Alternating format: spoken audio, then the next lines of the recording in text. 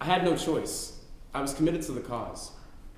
I gave the boys 3 cameras and film, and I didn't hear back from them. 2 weeks later, there was a similar knock at my window. I pulled back my curtain, and there on my windowsill was a small bag, and in the bag was film. I had kept the reels of film for a day. I couldn't develop during the day because I had assistants in my shop, and I didn't want them to see what I was doing. So I would work at night. I would sleep at the shop, then I would walk back with the early morning marking crowd, shower at home, and walk back again to the shop. My wife had cut a corner of our sitting room carpet, and I would hide the photos under there once they were developed. One day, as I was walking back to the shop, I heard a voice, and it was this guy. I don't even know. He was like, Vakanyama. I turned around, and this man, I'd never seen this guy before.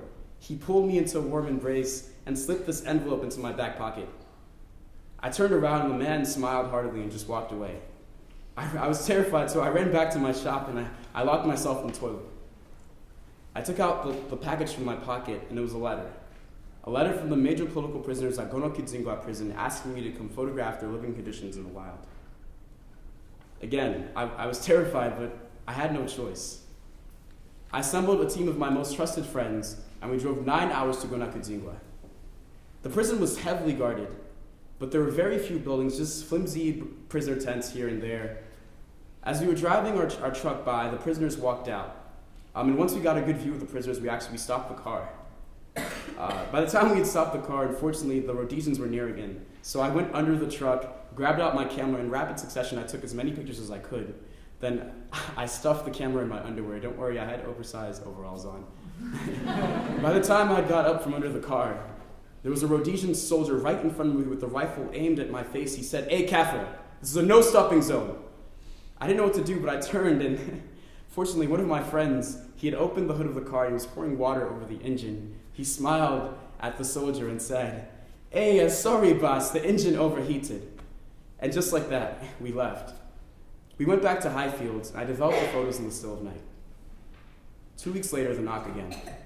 The exchange was wordless. I simply went back to the corner of my carpet and pulled the manila with the photographs from underneath and handed it to the man. I didn't know when I'd hear back from them. It was about a month or 2 later, I was walking back to my shop, and I saw the newspaper headline: "Political prisoners at Kwaunoenda prison living in atrocious conditions with wild animals." I looked at the paper, and there, right before me, were the freedom fighters looking right into my lens. Everyone is crazy about Friday. Yes, it's the end of the week. But I find that to look forward to Friday is so boring and so predictable. I myself, I like Tuesday. I find Tuesday to be like a woman of extraordinary yet muted beauty. You may not notice at first, but at second glance, you tilt your head a little bit. You notice the beauty of her hair and the immutable strength in her eyes. You notice the strength in her gait. Tuesday. She says, "Move." She insists. She says, "Put one foot in front of the other." And soon you will find your love of Friday. It was on a Tuesday that my life changed, you know. It was on a Tuesday that I joined the war. It was on a Tuesday that I held my first gun. It was on a Tuesday that I looked at a living man and walked away from his cold body.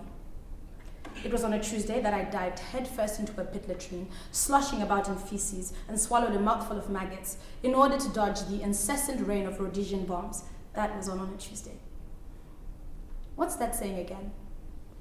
That insanity is doing the same thing over and over again, but expecting different results? It's not insanity. It's hope. Hope. The unfortunate plague of mankind.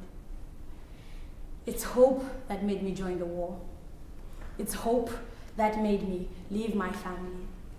It's hope that made me dive headfirst into a pit latrine and swallow mouthfuls of maggots. It's hope that made me look at a man and walk away from his cold body. Tuesday. Keep going, and soon you will find your love of Friday. Keep fighting, and soon you will bathe like royalty in a well of shit. She's really beautiful, you know? Tuesday.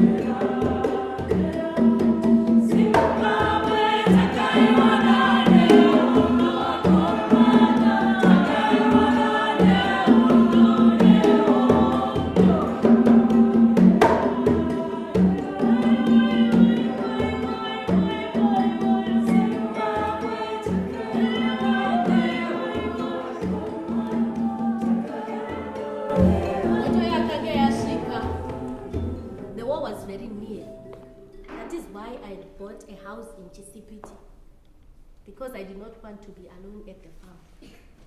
I had a girl called Judy. This one time, we had made chicken because the boys liked chicken. And we heard the soldiers were coming. You see, we had a young child hiding in the bushes. And if he saw a truck coming, he would run along a hidden path and tell us that a truck was coming. We took the food, the pots, everything, and threw it in the pit latrine, all of it. The white soldiers would come into my kitchen and put their feet on my kitchen table. My Tawengwa, have you been feeding tares here? No! I saw no one. How very dangerous it was for everyone. We never knew. The guerrillas could accuse you of being a sellout and kill you. An informant could tell the Rhodesians that you were a sellout, and they would kill you. No one was safe.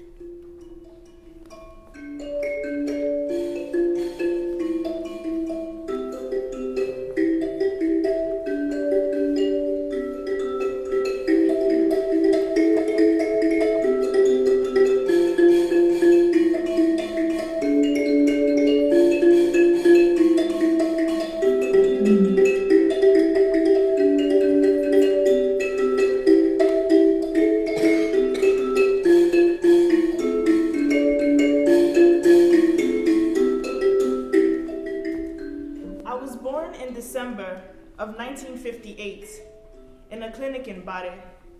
Well, then it was known as Harare Township. I don't really remember Bare because soon after that, we moved to Highfield. I remember dusty streets, dirty dresses, filthy feet at bedtime. I remember 1960. Whispers of revolt were flying from ear to ear. One night, I woke up choking on smoke. My uncle Elias had to carry me to safety. But our house Our house was badly burned from the petrol bomb. I still dream of that fire. I went to primary school, right behind the house.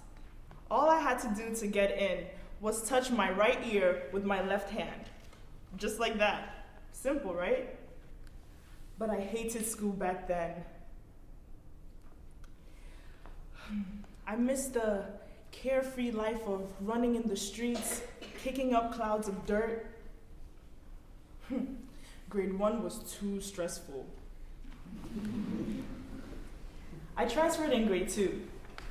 By then, the shouts of revolt had simmered down, and the shouts of political uprising were as clear as the early morning cry of the rooster that brings me to attention!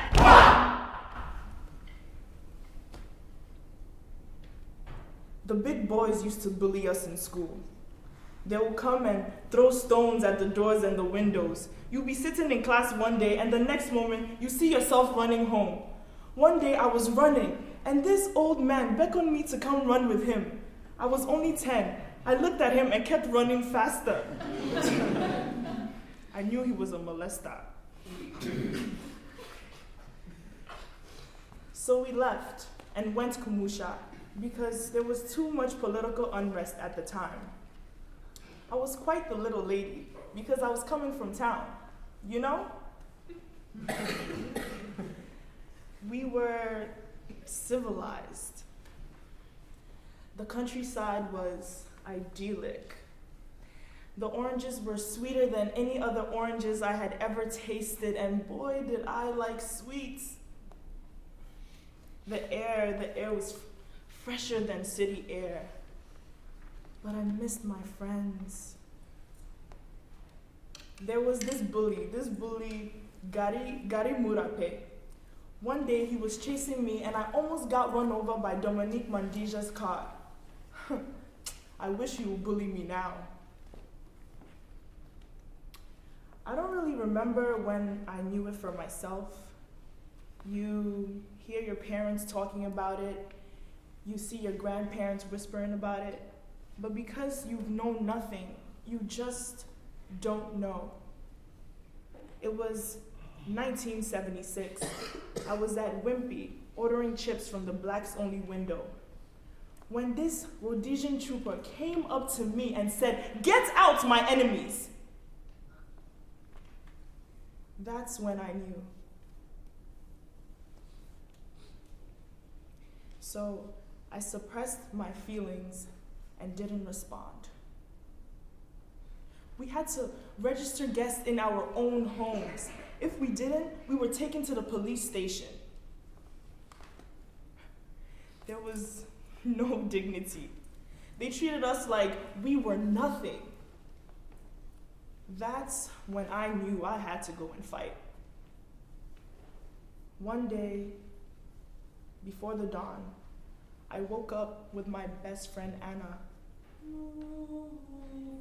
We packed little food and some supplies, and we simply walked.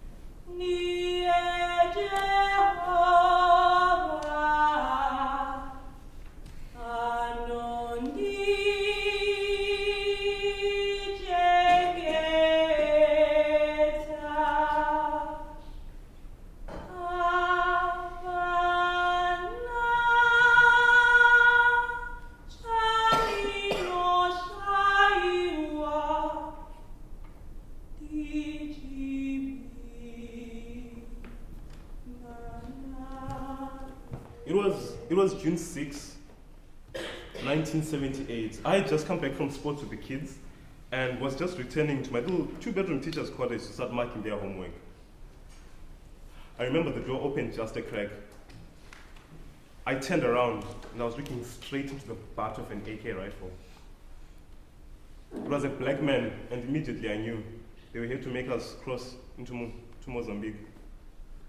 You see, they couldn't recruit in towns because there were too many Rhodesian soldiers looking out. So they would come to boarding schools by the border, and they would force march the entire school to Mozambique for training. You would find schools deserted. There would be no students, no teachers. Tashrika, Kulungile, are you alone? Yes. Okay, just come with us. We won't shoot. All the African and white missionary teachers were lined up in the courtyard. You see, Asha was Salvation Army School for girls, and so most of the teachers were women.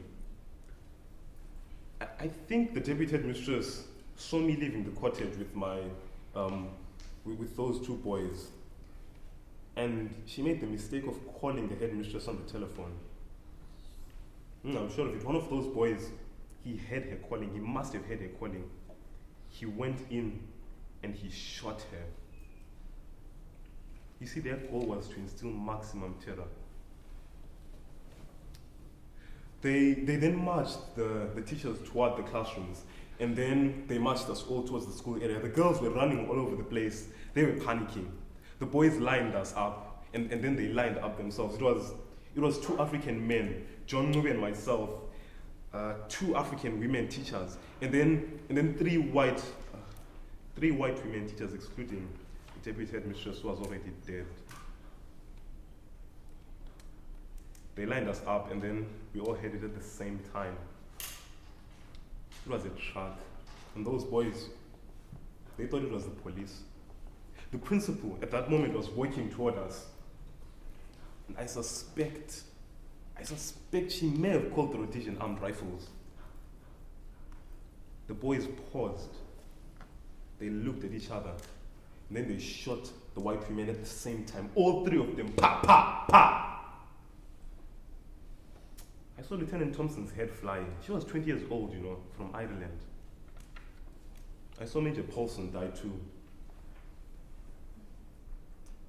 When my wits returned,